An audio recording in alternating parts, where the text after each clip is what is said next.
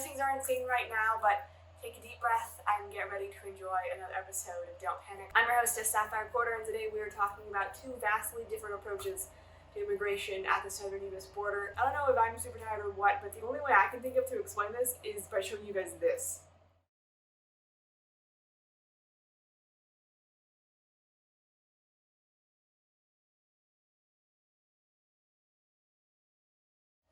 So I'm looking into this and I'm kind of left going like, I mean, you got somewhere, but did you mean to get there, or was it more of like a... You'll see what I mean. I've also got some good news at the end of this to remind everyone that human kindness can be a very powerful driving force. So immigration at the southern U.S. border, it kind of reminds me of my room when I first moved out because it reaches levels of messiness that I hardly even thought possible. The Biden administration recently released a policy that would hopefully clean up some of the messiness down there, but just like me trying to clean my room, he encountered some unexpected setbacks. For him, it was a federal judge blocking his policy. For me, it was, of course, Dr. Mike releasing a new reaction video. And laziness.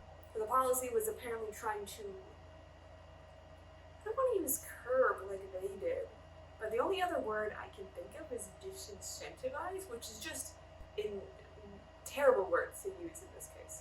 Hold back, bridle, tame, discipline, those are way worse. We're stuck with disincentivize, everyone. The policy was trying to disincentivize migrants from entering the country illegally by enforcing harsher punishments on those who did, including banishment for a number of years. According to Politico, the policy requires that migrants apply for safe harbor while in other countries before traveling to the U.S. The policy, which has been active since Title 42 ended in May, also made it possible for migrants to apply for appointments to talk about why they need asylum using an app. But critics like the American Civil Liberties Union argue that the app doesn't have enough languages, which would absolutely be a problem if you didn't speak the language that the app was in, and also that there aren't enough appointments. One of the critics is actually Judge Tiger, who blocked the policy because he said it was illegal. He argued that how a person enters the country shouldn't have any bearing on whether or not they get asylum, and he also said, quote, "While they wait for adjudication, applicants for asylum must remain in Mexico, where migrants are generally at heightened risk of violence by both state and non-state actors." So the Department of Justice appealed Judge Tiger's decision. Basically, he blocked them, and now they're trying to block him blocking them. So the DOJ is basically like, listen, this is lawful. We want to encourage people to enter the United States legally. This does not apply to children. This doesn't apply to people who are facing imminent harm to their life. Get out of our way, Judge Tiger. In their defense, the new policy might have worked because ever since it went into effect, the number of migrants entering the country has gone way, way down. Now, is that related to the policy? It could be a coincidence. As of right now, the policy is still active, so we'll see what happens. Okay, so moving on, when I first saw these, I thought that they looked like a fun new Wipeout obstacle, which is why it was good I was very far away from them, because unless this episode of Wipeout was orchestrated by Jigsaw, I really couldn't have been more wrong, because those floating barriers are covered in razor wire.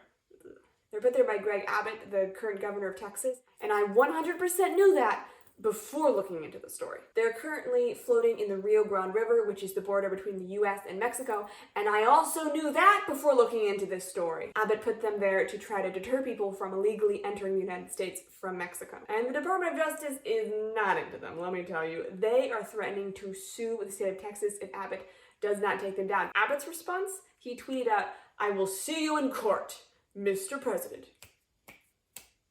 You know he wanted to do that. So why is the United States government going after Texas? The White House says that Abbott's barriers are, quote, dangerous. Got a bit of a Texas accent there. It's an Australian accent, which makes a change. Dangerous and unlawful. The DOJ said that the governor broke the Federal Rivers and Harbors Act, which basically says that before anyone puts a barrier in navigable body of water in the United States, they need permission from the U.S. Army Corps of Engineers.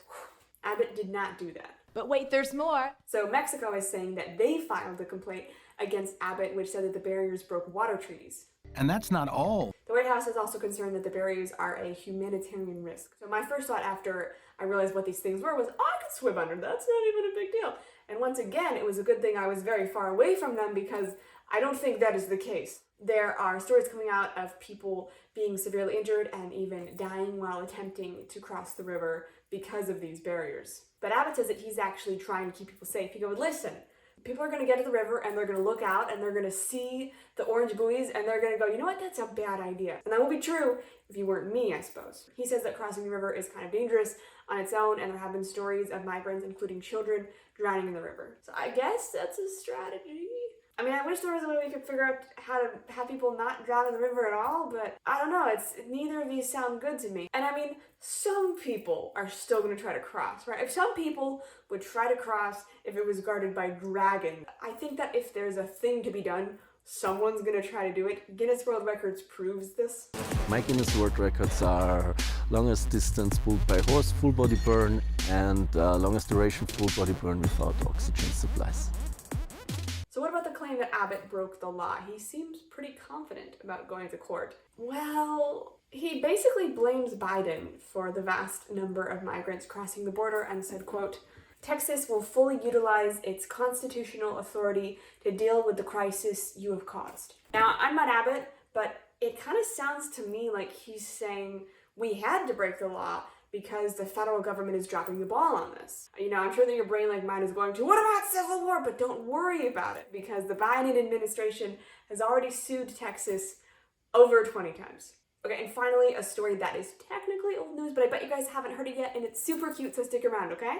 According to the Audubon Coastal Wildlife Network, I really hope I'm pronouncing that right, there was a mommy dolphin and a baby dolphin, and they both ended up stranded in a river with no escape. The ACWN thinks that during Hurricane Ida, coastal flooding and storm surges allowed the dolphins to get into this river, and then once the flooding subsided, they were just trapped in a pond system in Louisiana. But the calf was too young to be moved, so they just had to stay there. Luckily, they had plenty of food, and the water was salty enough for them. For over a year, the pair was just left in the rivers until in late June, when they were finally released back into the wild. Woo!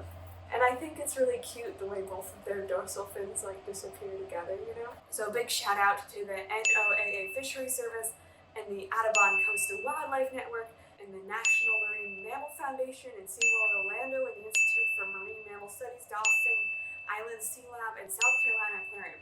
Wow, that takes a lot of people to move 2 dolphins. That's all the news I have for you today, guys. We'll talk about all the new craziness that comes out next time. I love you all. Bye.